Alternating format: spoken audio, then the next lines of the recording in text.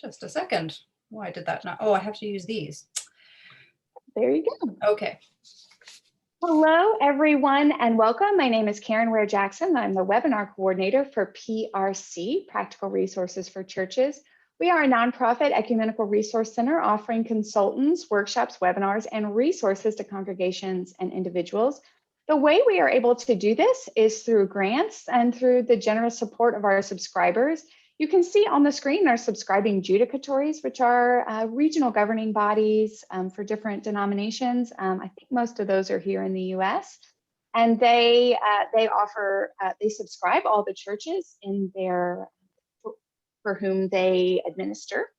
But you can also be an individual subscriber and you can be a church subscriber. And the real benefit to subscribing to PRC services are our consultants. Our consultants are here to answer any questions that you might have, from QuickBooks to curriculum to why isn't my live stream working. You can call us, you can email us, you can ask a question, and we will either know the answer or we will find the answer and we'll help you out. So that's the great benefit of being a PRC subscriber. If you'd like to learn more about that, I just posted some links in the chat for you to do that. I want to make sure you know about our upcoming webinars. On next Wednesday, April 28th, we've got Follow Me, Biblical Practices for Faithful Living, which is a new curriculum from Westminster John Knox, and we're going to have Katie Snyder here to talk to us about that. That's next Wednesday at 1 p.m. Eastern. And then next Thursday, we have a webinar with Michael Moore, who's from 1517 Media, and he's going to be talking to us about churches and copyright, how to be a weekend publisher and broadcaster without going to prison. That's something that's important. I wanted to let you know that Michael's going to be talking more specifically about print media and spoken media, and we have other webinars that are more very specifically about music and things that are sung and live streamed. So that's kind of the difference between those two. There are, however, links to any of those webinars. I just posted them in the chat. So if you'd like to register for those, you can do so. Finally, the last thing, this is about our webinar today. If you haven't seen our poll, we'd love for you to let us know if you're joining us live. We'd love to let us know how familiar you are with Laura Allery and her work. So our first question was, have you used the other books in this series, Look and Make Room? So we'd love for you to let us know about that. And then the second question is about Laura's other books. And we have Read, Wonder, Listen, What Grew in Larry's Garden, How Do I Pray for Grandpa, Mira and the Big Story, Victor's Pink Pajamas, Is This Story True? Or maybe you're familiar with her other books and her other work. So if you could just let us know, we'd just like to get a feel for who's in the room. So speaking of Laura, I would like to introduce our presenter for today. Laura Allery is a writer, storyteller, and mother of 3 creative teenagers. For many years, she shared her enthusiasm for biblical storytelling through her role as Christian education coordinator at a small Presbyterian church. These days, she brings this passion to her work at Haddon Library, Knox College, Toronto, where one of her favorite tasks is selecting resources for children. Laura is the author of numerous books, including Read, Wonder, Listen, Stories from the Bible for Young Readers, and the 2 companion volumes, Breathe and Make Room and Look. Both of those are from Paraclete Press. Laura, we are so grateful for you. I'm familiar with your work, and I'm excited that you're here. Laura, welcome. Thank you, Karen. I'm very excited to be here, and thank you to everyone for joining us. I understand we're gathered here from all over the place, and I'm excited to be able to, tell you a little bit more about my newest book. And the fact that it's Earth Day, I think, just makes it feel all the more right. There's a lot in this book that celebrates our connection to the environment. So I'm particularly pleased to be sharing this webinar with you today. Where is my little, there we go. Oh, I'm checking out the poll results here.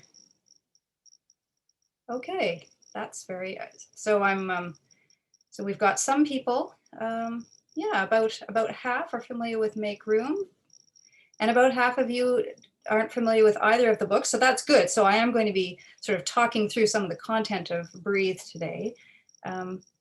Great.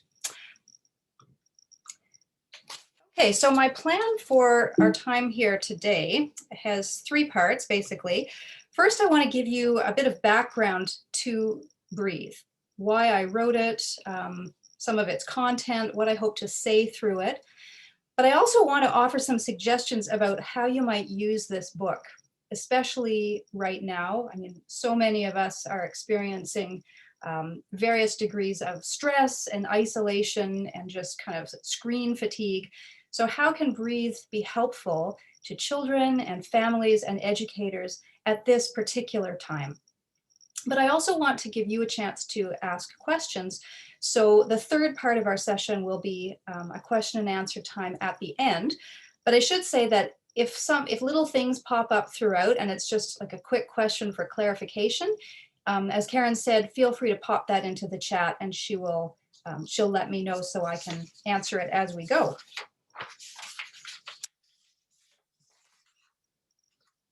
I keep wanting to press my keyboard rather than, okay, so part one, the story behind the story. So we begin with the circle of the church year. This circle helps children and adults see how the church tells time. So it's a visual and tactile representation of the liturgical year. One glance reveals something interesting. The first half of the year is filled with special days and seasons, specific times of preparation. We've got the great days, we've got Christmas, Easter, Pentecost, and these times of preparation followed by celebrations focused on the story of Jesus. So the first half is colorful and rich and varied. But then we have this other half of the year, the part after Pentecost. Now, I know in some traditions there are special celebrations throughout that period as well. In my tradition, it's basically one long unbroken stretch of green, which we rather unimaginatively call ordinary time. So here is the question. What's the connection between the two halves of the circle? Where's the first half leading us? And another question, a more pressing one, arising out of Easter. How can Jesus promise to be with us always and then go away again? How do we trust someone who comes and goes so mysteriously and whose reassurance of presence is followed by such a dramatic disappearance? Well, perhaps the answer to both questions, the connection between the two halves of the liturgical year and the trustworthiness of Jesus, lies in Pentecost. Maybe the colorful half of the year, so full of stories about the words and actions of Jesus, is its own kind of getting ready time. So a time to let those stories sink in and settle in us like seeds in soil. And then the green half of the circle becomes our opportunity to figure out how to make those stories come alive and grow in our own time and place. So the growing time is when we embody what we've been absorbing all along. And Pentecost becomes the hinge that connects those two parts.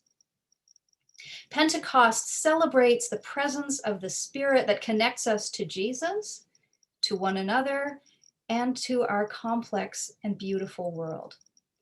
So it took me a while to actually come to see Pentecost that way, but once I did, it kind of illuminated the day for me. And that's when I began to ask the so what question. What difference does it make that the Spirit that was in Jesus is in me too?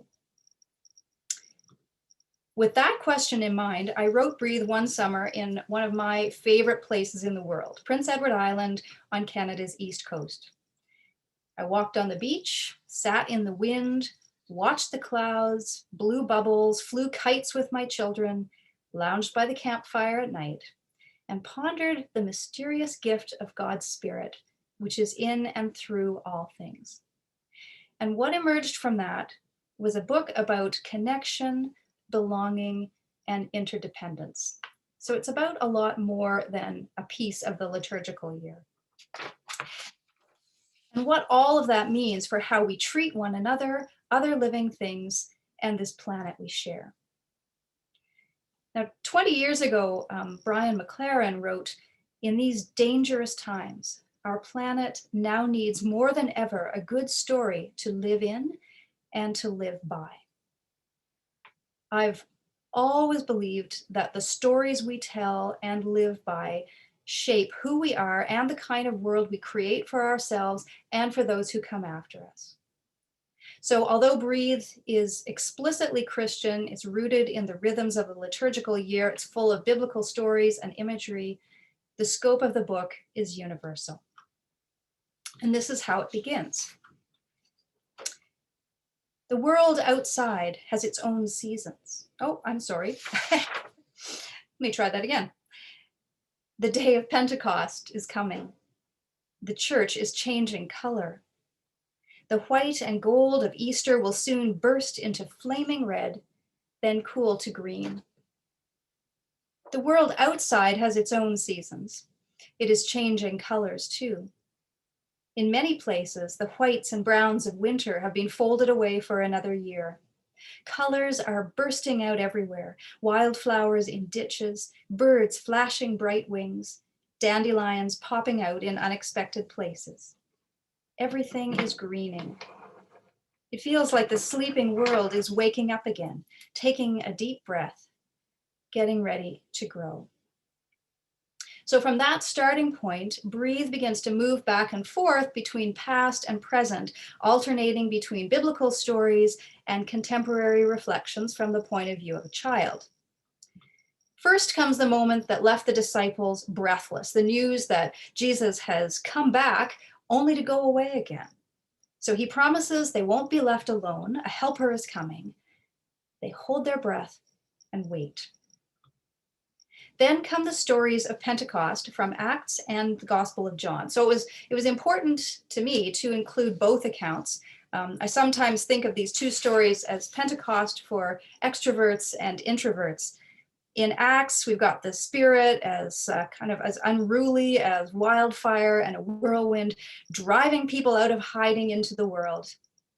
In John, Jesus slips into the locked room as gentle and quiet as a sigh, and breathes into his fearful friends courage and calm. Those biblical stories then inspire the young narrator who talks about learning new ways to pray with our breath and with the wind which makes things move. So this section of the book could be used to introduce different forms of prayer and mindfulness practices, and I'll say a little bit more about that later. Next, we have the story of Saul on the road to Damascus and how he was changed by his encounter with the risen Christ and by the kindness of Ananias. Saul becomes Paul, known to us from his letters. And we hear Paul compare the work of the Spirit to the growth and fruitfulness we see all around us in the natural world. In our circle of the church year, this brings us into the growing time, which in the Northern Hemisphere anyway, coincides with late spring and summer and all of these transformations that are happening. The themes of interconnectedness come out really strongly here, along with their implications for our responsibility to care for our environment and for vulnerable people. So for example, the narrator talks about planting a butterfly garden. Without these tiny creatures to pollinate our trees and plants, we would have no flowers or fruit. Imagine a world with no blueberry pie. Thinking about the journey that these tiny travelers make leads to wondering about people who sometimes have to move. So the narrator tries to imagine what it would be like to have to go so far from home to be safe. What would I carry with me? What would I leave behind? What would I miss most? I hope someone would make a safe place for me. So throughout this section of the book, the narrator then goes on to describe other activities that both stretch our awareness of others and the wider world, but also try to contribute in simple but meaningful ways to making that world better. They bring extra vegetables from the garden to the food bank. They make and freeze casseroles for neighbors who might need them. They have a lemonade sale and give the proceeds to a charity that supports refugees. They put together packages of toiletries for people living in shelters. And the message throughout is one of connection and interdependence. We need each other to do the work of Jesus. The Spirit connects us all. Finally, the circle turns to autumn, and our young narrator celebrates the harvest with another church picnic. There's a lot of eating in this book, complete with blueberry pie. In the concluding section, the imagery of the body of Christ and the vine and the branches draws us deeper into a mystery. An answer to the opening question starts to emerge. I used to wonder how Jesus could go away and yet promise to be with us always. Now I'm starting to see. The Spirit that was in Jesus is in us too. We are his body now, his way of being in the world. Whenever we choose kindness, make peace, live gently, show patience, feel joy, give love. Jesus is there, always. So that's a very quick stroll through the content of Breathe. But obviously, although books are meant to be read, they're also meant to inspire, to be a launching point for further exploration. So now I'm going to just kind of toss out some ideas for extending some of the themes in Breathe. These ideas, if any of you were on the launch call or have heard me talk about this before, there's going to be some repetition. These ideas are very simple, but hopefully also meaningful. They don't require, well, in some cases they require some supplies, but they're fairly simple. And a lot of them can be done outdoors, which I know in our household, we've been having so much screen time. So anything that takes us out into nature is welcome. So you'll have to kind of figure out, based on where you are and what the circumstances are, what will work or not work safely in your setting. I should add too that the book naturally breaks down into sections. There are 4 big chunks, and then those could be subdivided. So you could quite easily stretch the book out over a period of weeks or even months, reading small sections and then going into them more deeply, either with some of these activities or through other picture books. So here are some suggestions, and I'm confident you'll have more. First of all, art or creative projects. Art offers so many possibilities for connecting to the imagery of wind and fire. You can try making some old-fashioned toys that depend on the breeze to move them. So pinwheels are so easy. There's lots of patterns available online. Origami boats. Some of you, maybe when you were kids, made these walnut shell boats. I know I did, and I floated them around in the bathtub or the sink or in the wading pool outside. Very, very simple, but just let us, play with our breath and with the breeze. Mobiles too. You can just notice how the movement of these things is evident of the wind at work. You could read John 3:8 and ask, where do we see the Spirit at work? In us, around us. You can also use your breath to paint by blowing through straw on watered down tempera paint. It's a little messy, totally fun. Out of care for the environment, I would recommend finding reusable or recyclable straws for this activity. Playing with fire is not something we would advise, but you could make candles by rolling sheets of beeswax. That's probably the simplest way. When my kids were young, they really liked to take flat sheets of beeswax and to cut it into shapes and then press those shapes onto other candles. So that was kind of fun too. If you have a backyard brazier or a bonfire of some kind, that can be a time for wondering aloud about the power of fire, both to create and to destroy. And just yesterday, I came upon a new picture book called Who Needs a Forest Fire? And the title caught my attention, and it was about an Indigenous group in somewhere in the southwestern US, I believe, who use forest fires as a way of maintaining the health of certain forests. So that was interesting. So, you could ask, what things need to be made new? Are there things that need to be destroyed? And you could even write some of these on strips of paper and burn them. As the Spirit connects many into one, that's a Pentecostal theme, art can do the same. You could try your hand at paper collage. This is just torn paper combined with some paint. Mosaics made of glass pieces, beads, or tiles. Wonder together about how the Spirit uses small things, even broken things, to create something bigger and beautiful. I mentioned earlier that theme of migration and the movement of butterflies and then people. You could extend that by reading a book like Stepping Stones, A Refugee Family's Journey, and using its amazing illustrations as inspiration. You could create some of your own scenes using smooth stones. And I think this is particularly powerful for children because you know that at the end, you're going to have to take them apart again. You can't keep them.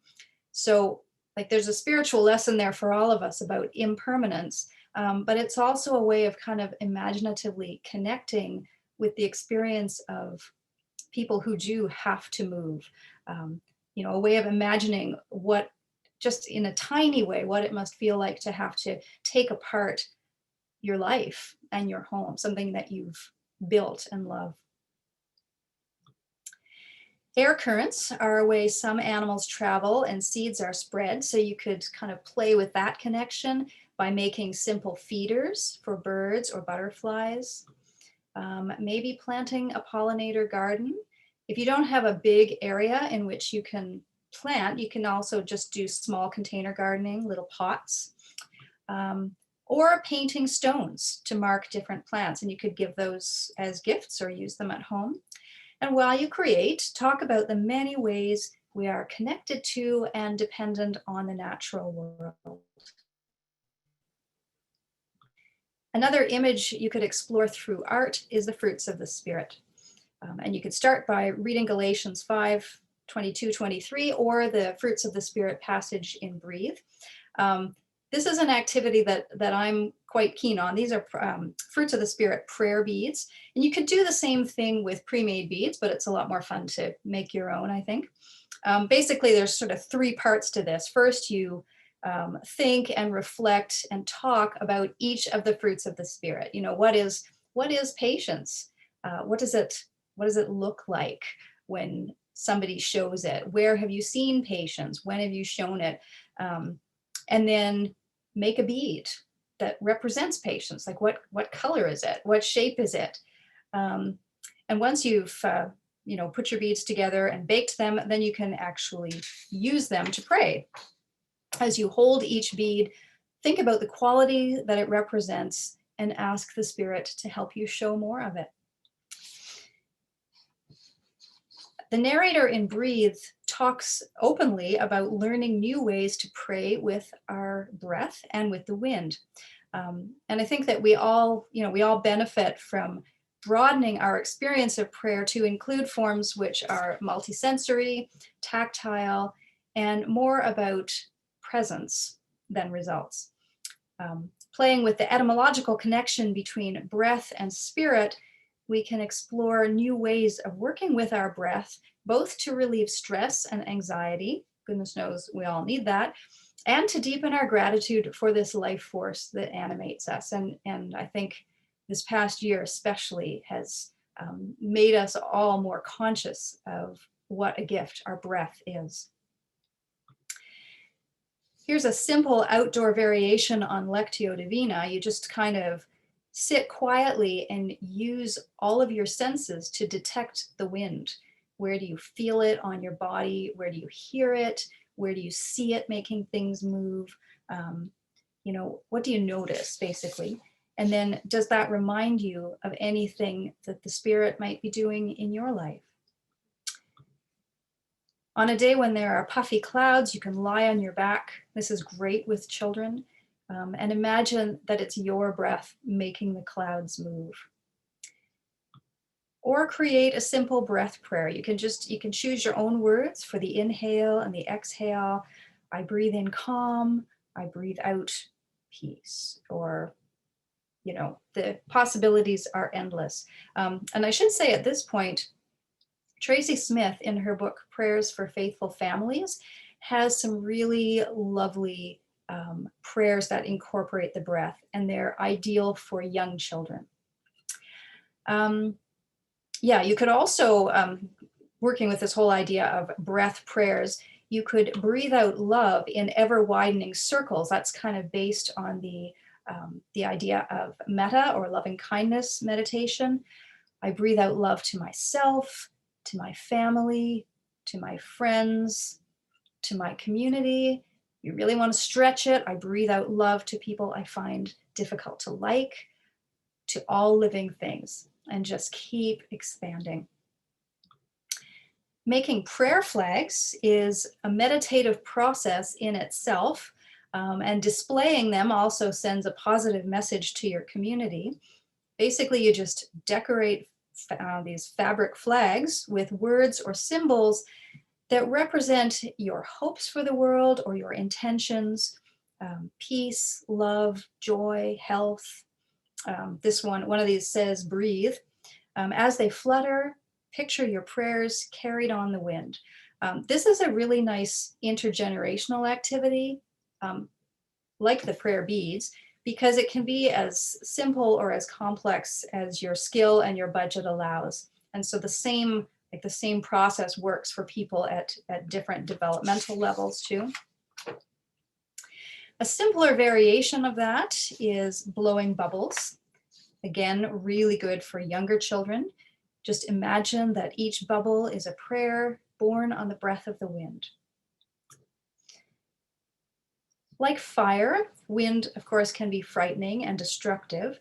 So another way of praying with the wind, or the whirlwind, is to write or draw prayers of lament.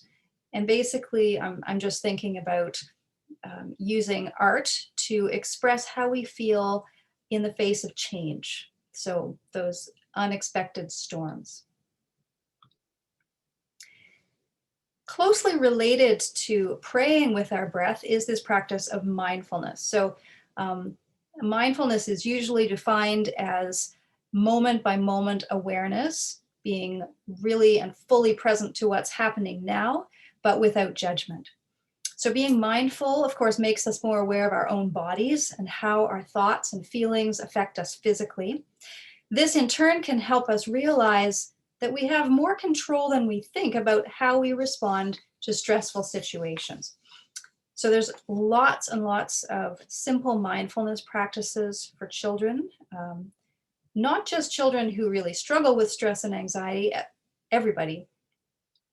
There are lots of excellent resources and activities out there, and most of them start with the breath. So, for example, I've got a pile of stuffed animals here. Breathing buddies basically are little stuffed animals. You just sit it on a child's abdomen and encourage the children to make their buddies go up and down, so rise and fall. And it helps them to actually see and feel what a deep belly breath is like, as opposed to the shallow chest breathing that we do when we're anxious. Counting breaths is another simple mindfulness exercise. You just close your eyes and breathe naturally. And with each exhale, counting in your mind, starting with 1, intentionally relax a specific part of your body. So you could even say the words like, 1, I am relaxing my head. 2, I am relaxing my face, and so on. Or you could use the words, be still my shoulders, be still my arms, and sort of work your way down the body all the way to the feet. I'm sure many of you have seen this before, the mind in a jar.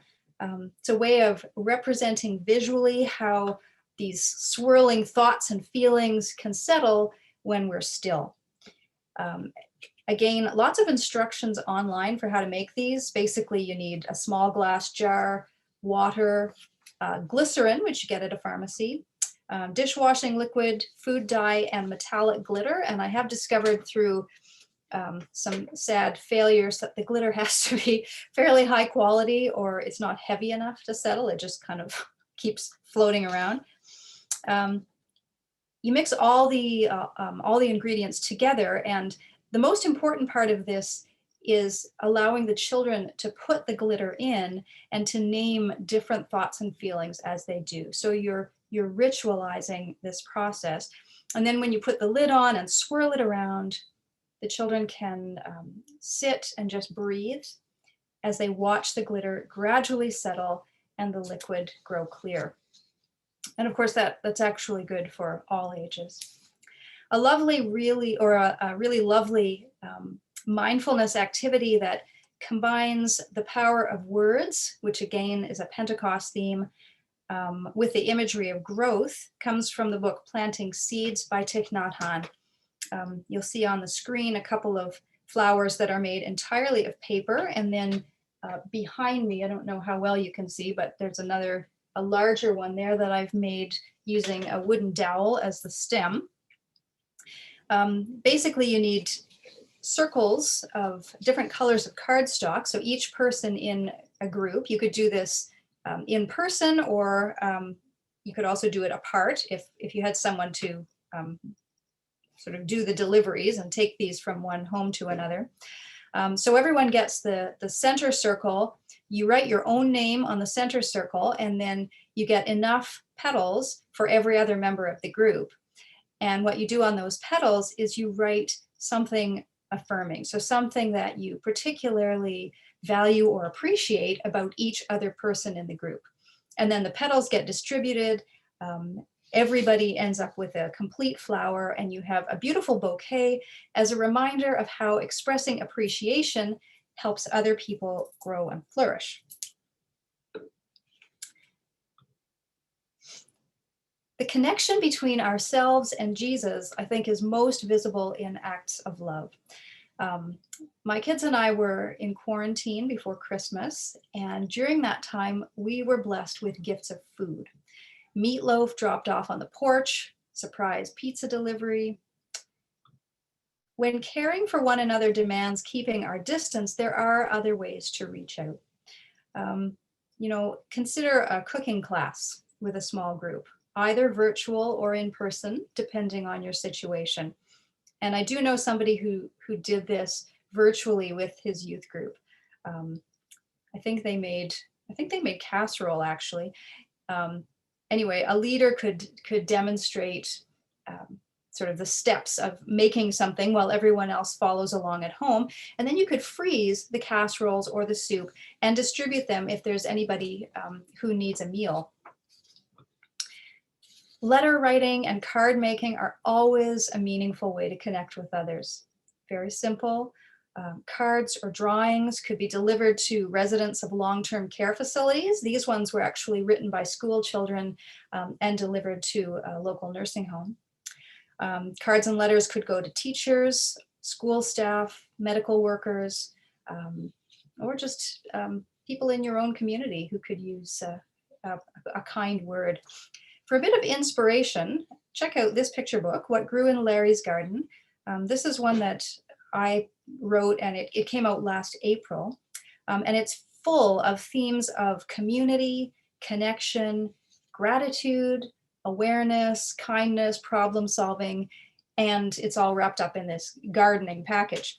So it ties in really well with the growing time. And the central part of this story is the Kindness Project, in which students start tomato plants from seed, and then they give them as gifts along with handwritten letters to people in their communities. It's based on a true story. Larry is now, he was a teacher for many years. He's now retired, but he's still growing tomatoes and he's still giving his plants away. So you could adapt this project to your own setting. Over the past year, we've seen many churches providing seasonal boxes to families as a way of helping them celebrate some of these special times at home.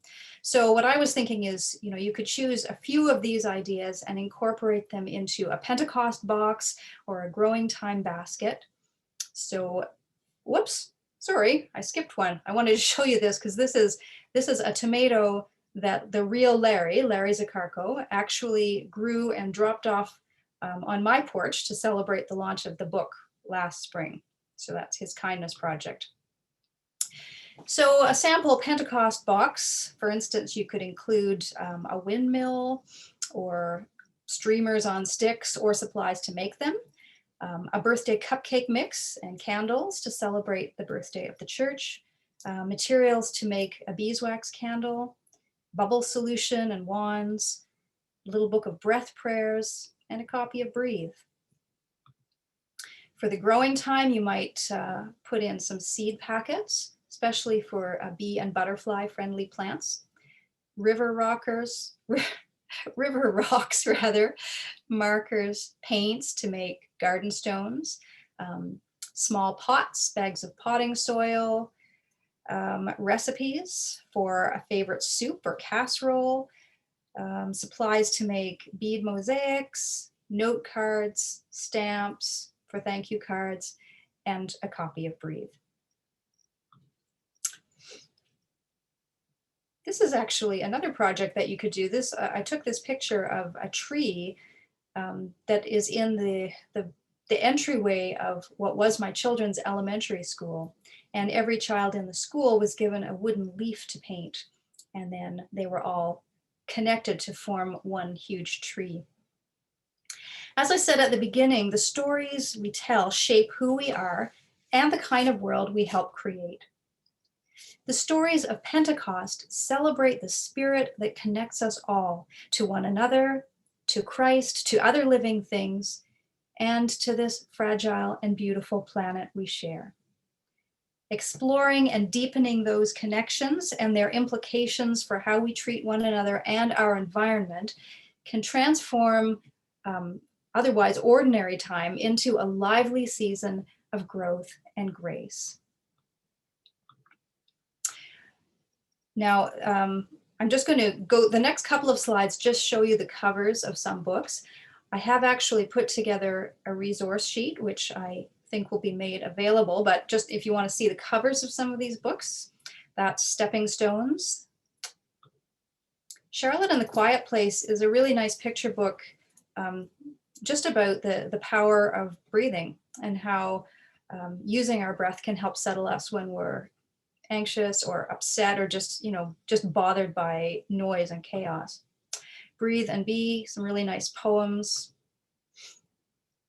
Again, using the breath to deal with anxiety, anger, and tension. Breathe Like a Bear. This was one of my favorites. I taught music at a Montessori school for a while, and we used this book pretty much every day. I incorporated it into class somehow. The flower activity that I mentioned comes from this book, Planting Seeds, Practicing Mindfulness with Children. Mindful games. You can actually, this is the book, but you can get a set of cards that go with it. Nice gift for teachers. Sitting Still Like a Frog was probably the first book I ever read about practicing mindfulness with children, so it's kind of a classic. This is a lovely book by Christine Walters Paintner on praying with the elements, and she has another book on breath prayers that's coming out this fall, so I'm looking forward to that. So I hope that this webinar has inspired you perhaps to get a copy of Breathe or to use it if you already have it in all kinds of different ways in your own setting. But I'm well aware that these ideas are just a starting point, and I have every expectation that you're going to come up with all sorts of ways to use the book that I haven't even considered, and I would love to hear about it. So if you do use it and take pictures, share them, but please remember to tag me and Paraclete Press because we cannot wait to see what you do with Breathe. And your ideas may plant a seed somewhere, or a spark from you might light a fire, or somebody else's spark might ignite something for you. So thank you. Thank you so much. Wow, that I found my mind just teeming with ideas as you started to talk. And we would love for you all to ask questions of Laura now. The way you can do that is type a question in the Q&A. So you can find the Q&A wherever you find your Zoom controls. You can click on that. You can type a question, and I'll read it out. If you have trouble finding the Q&A, that's okay. You can use the chat. I do want to let you know that I put a lot of links in the chat. I put links to the two of Laura's books that she made, Wickoo and Larry's Garden, and of course to Breathe. I put a link to Planting Seeds from Thich Nhat Hanh. I put a link to Who Needs a Forest Fire. I only found that on Amazon, folks. I'm sorry. Hopefully you can find it somewhere else. Or you can figure out who publishes it and call your local bookseller and say, please order this for me. And of course, I put the link to the resource sheet that Laura so helpfully created for us. It's there in the chat. So all the books I mentioned are on that resource sheet, except for the one about Who Needs a Forest Fire, because I literally just stumbled upon it yesterday in someone's Facebook feeds. Well, please, y'all, please give it ask some questions here in the Q&A. I'm wondering, perhaps I'm jumping the gun. I'm so excited to have this resource for this growing time season. I love calling it a growing time season. And I guess here we go. Our first question is, Laura, how would you adapt your book to use in a class on Pentecost season that would be intentionally multi-generational? I think your opening question, how can we trust a Jesus who says he will always be with us and then goes away, is really generally an adult ask question. Honestly, I think that question is one that's kind of, it's been one that I've carried with me from childhood. So I would say that it may well be an adult ask. It could also be a child ask. Often adults and children, their questions are not always as far apart as we would think, but I think children are a lot more upfront about voicing their questions. So how would I adapt it for a multi-generational setting? I mean, the book itself, you could just, I think could be meaningful to readers of all ages, but it is quite long. So that's why I would recommend reading it in chunks, and it naturally breaks down. As far as the activities go, I mentioned specifically the fruits of the spirit beads and prayer flags. Those kinds of activities will lend themselves really well to multiple ages. So I showed the photograph of the beads. That was something that my 15-year-old daughter and I did together. And we actually spent probably 2.5 hours on it one afternoon. So it was something that really absorbed us. But I've done a similar activity with air drying clay and 5, 6, 7-year-olds. And it was just a much shorter endeavor, and perhaps we didn't dive into it quite as deeply, but the same kinds of questions and the same process was at work. I said in another event, and I'll tell the story again here, what kind of spurred me to come up with that idea was an event at my kids' elementary school. There was a First Nations elder who came in and was talking about the 7 grandfather teachings. And he had students, I think he addressed all of the students in the school, but I was in there when he had grades 4, 5, and 6. And he went through each of the 7 teachings, and he asked the students, he said, okay, what is wisdom? What does that word mean to you? And at first I thought, are these kids going to engage with him? But they did. They started coming up with all sorts of their own thoughts about what wisdom is, and where they've seen it in other people, and telling their own stories. And this conversation went on for about an hour, and I was really amazed and thought, hey, I think I could do something like that with the fruits of the Spirit. I'm not sure whether I'm answering the question or not. Whoop. Sorry, I was muted. Our question asker is Noel or Noel. I'm not quite sure how to say that, but you can let us know if Laura's answered your question. If there are other folks that have questions, please go ahead and type them in. I know I've done prayer flags in my congregation on Pentecost before, and it worked out really nicely. It was a lot of fun. I like seeing yours that you had put them down with buttons, because that was one of the hardest things. I think I used fabric glue, but it didn't dry very quickly. We made them for Vacation Bible Camp one year, and divided the children into two groups. And so the younger kids, I believe, used paper or in cardstock, and then the older ones used unbleached muslin. And yeah, you could use fabric glue, but you're right, you do have to be patient. But can you imagine if you had a quilting group at your church, what they could come up with? I do have a quilting group at my church, and I wrote down, call Karen or something. Yes, we heard that. Yes, thank you. That Noel said that was a good answer. Okay. And so we have another question from Karen Smith. She says, do you suggest different colors of clay for different fruits of the Spirit? No, absolutely not. That was an abrupt answer. No, the point of that activity is to be completely open-ended. So it's up to each person to determine, okay, what for me does patience look like? What color is it? What shape is it? That's very much an internal thing.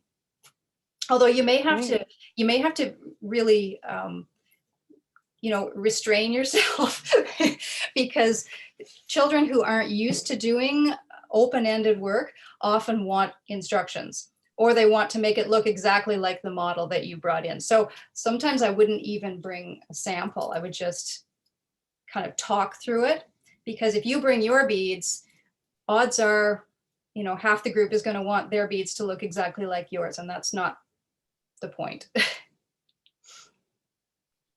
Yeah, we had a webinar yesterday, or a workshop yesterday with, or on Tuesday it was, with an artist, Suzanne Vincent, and she talked about creating a color palette, and we all created a color palette for different emotions, for energy and peace, and she talked about how even on different days your color palette might be different. So I thought that was really beautiful. Karen also noted, this is Karen Smith, noted that it's cool that everything in the books can be tweaked to be intergenerational. Right, we have a question from Anna or Hannah. I love the items shown on your slide of the liturgical year as a wooden circle. Wants to know, is that available for purchase, or do you have other favorite ways that you've seen the liturgical year represented? The one that was pictured on the slide is one that my dad and I made together, oh gosh, probably close to 20 years ago. But it was based on the model of the church year circle that's used in godly play and children in worship. And I know that those are available. And of course, now I'm going to Worship Woodworks. Worship Woodworks is where we got, but also Godly Play Resources. They both have a version of that. And I think, let me think now. I think you can actually get sort of do-it-yourself ones. So they provide, the wooden template, but then you have to paint it. So my dad and I made that one and he was using a handheld jigsaw, so it was a little bit wonky in places. And I actually I wanted the grain of the wood to show through, so I dyed it with a little bit of food coloring and blueberries, and then just sort of hand drew the names on in Sharpie. So that was a kind of a do-it-yourself version, but yeah, you can buy those online. You can also buy or make felt versions of it. So, there's a felt square for each day in the church year. And the nice thing about the felt version is that because, of course, Easter is this movable feast, you get different numbers of green days in between Epiphany and the start of Lent. So you could put Velcro on some of them and change the number of green days in the circle. So yeah, I think probably a variation on that circle, either in the form of a banner or the puzzle, is my favorite way of representing the church year. Yeah, thanks for those resource suggestions. I found the wooden calendar on Worship Woodworks and put it up there. And then I also found the felt calendar on Godly Play resources and put that up there. Great, thank you. So those are there in the chat.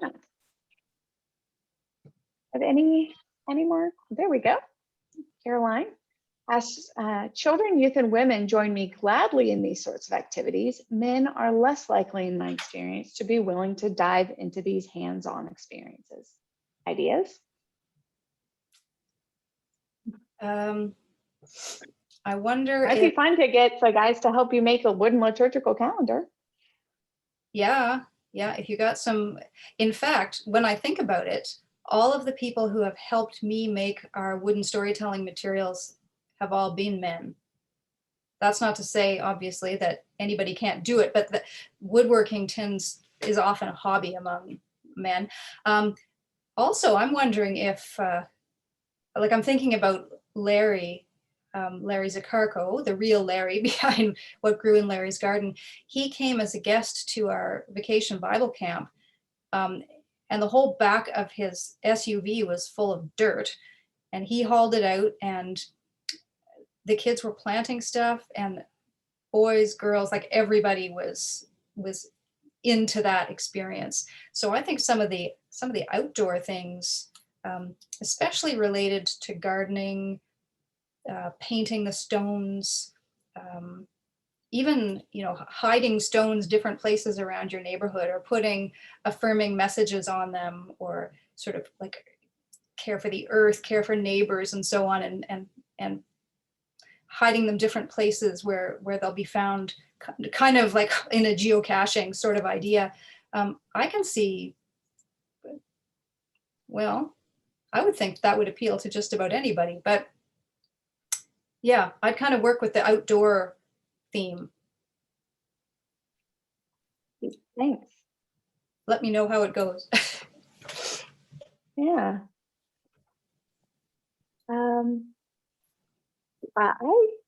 I've had similar experiences in my congregations, but I've also had a number of gentlemen who were artists, who are generally excited to engage in sort of free drawing and things like that, coloring. Well, if there are any other questions, we are getting close to the end of our time together. There we go. Karen asked, what is your most successful she said international activity, but I'm guessing she means intergenerational activity from this book. Maybe international too. That's an interesting question. How to measure that? In terms of the depth it carries those who really engage in it, I would have to say the Fruits of the Spirit beads are probably what I would consider to be successful. However, it is, it's a little, not everybody who does that goes as deep. Like it varies a lot from person to person. I really like the watering flowers exercise. I found that to be, I found that to be quite meaningful, both in classroom settings, in a household, like within a family. The photo I had up of the two flowers, that was actually my kids doing that years ago. But I've also shared this idea with teachers in the public system, and they've done it in their classrooms with kids. and it's kind of, it's a bit akin to exchanging Valentines on Valentine's Day, but yeah, I would say it's probably one of my favorites and most successful, and it also works intergenerationally because you can make these affirming comments about anybody. A child could say, "I'm grateful for so and so because I don't know, because she tells great stories on Sunday morning," or like there's so many ways you can use your words to build up people no matter what age they are. Yeah, fantastic. Well, as we close, are there any final words or anything you'd like to say in closing? Me, or are you asking for questions? I'm asking you. Oh, you're Sorry, asking me. Okay. Well, actually, I have a blessing that I would like to share, if I could. And this is not a blessing I wrote. It's by Amelia Richardson Dress, and she wrote a lovely book called The Hopeful Family, Raising Resilient Children in Uncertain Times.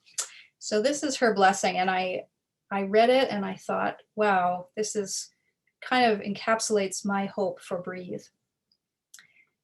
This year, may you spread hope, like mustard seeds blowing in the wind across fields of grief and mountains of stony despondence. With each seed that you sow for another, each patient conversation and word of inspiration, may you find a garden take root in your own heart. So thank you for joining me, and I hope you've got something that you can take away with you. Yeah, thank you so much for sharing your heart with us, and your real passion and giftedness for reaching children in all ages through your work. We appreciate all of you who've joined us, and we wish you afternoons and evenings filled with peace and purpose. Bye, everyone. Bye, everyone.